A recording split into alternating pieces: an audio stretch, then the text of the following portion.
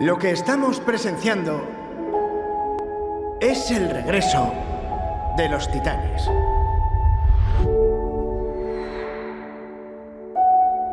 ¿Pero cuántos hay?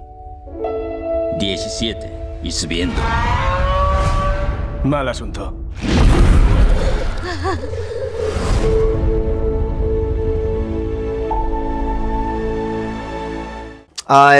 The main thing was getting Godzilla as a character right.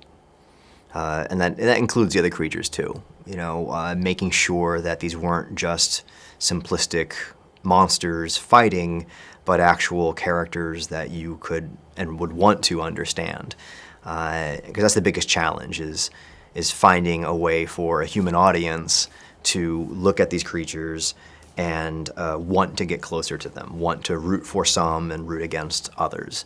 You know, superhero films, you know, other action movies they don't deal with that same problem. You know, you present a human hero or villain, and it's a lot easier, you know, whether it's a Star Wars movie or a Marvel movie, to identify with that human because they're similar.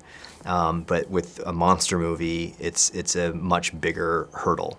But I think that's what makes Godzilla movies special, is that the heroes are animals, essentially. So it's a bigger challenge, but also very rewarding.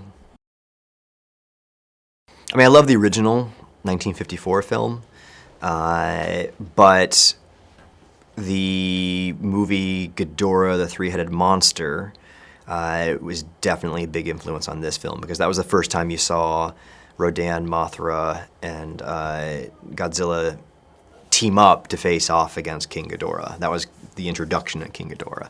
So that was a big moment in Godzilla history because it was the first sort of cinematic kaiju alliance.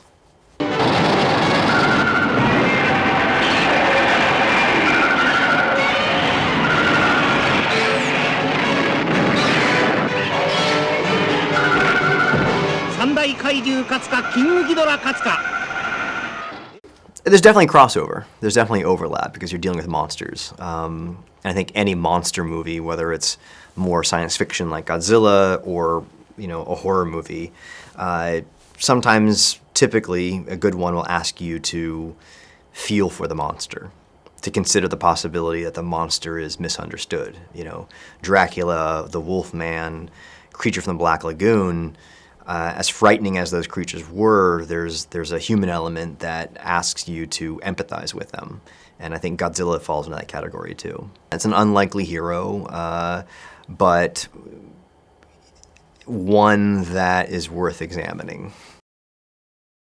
I mean, you can expect a really nasty fight between two cinematic icons that feel like they're destined to fight each other.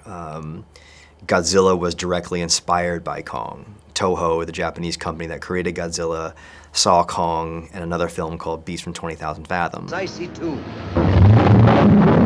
Then, guided by instinct, the beast would come back to the caverns of the deepest Atlantic, where it was spawned. Those two creatures that sort of helped spawn Godzilla, so it seems like destiny that they should finally go up against each other.